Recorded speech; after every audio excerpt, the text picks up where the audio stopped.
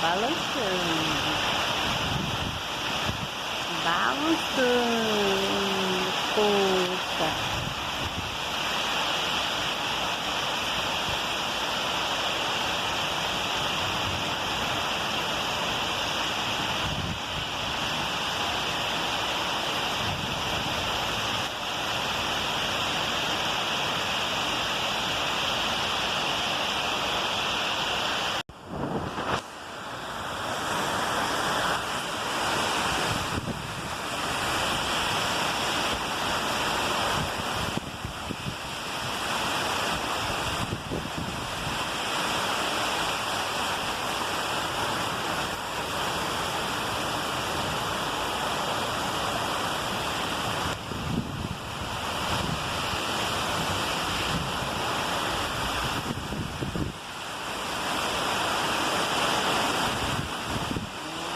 Tá, quase vira, quase cai.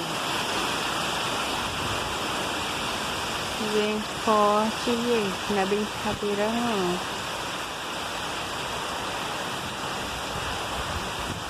As pessoas ficam pedindo, chove, que calor, fica blasfemando, fica falando um monte de bobagem. Aí quando Deus manda, as pessoas reclamam porque levanta o telhado, derruba a árvore, faz estrago. Mas Deus só tá mandando o que as pessoas estão pedindo. Só isso. Cada um que preste atenção no que fala, no que pede, nas coisas, nas besteiras que fala. Quando vir a providência, quando a mão de Deus pesar, aí as pessoas não sabem por quê. As pessoas só sabem reclamar. Ninguém sabe agradecer.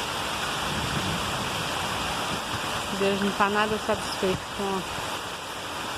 com este mundo que está hoje.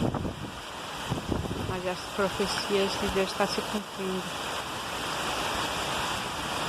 Está se cumprindo cada dia mais.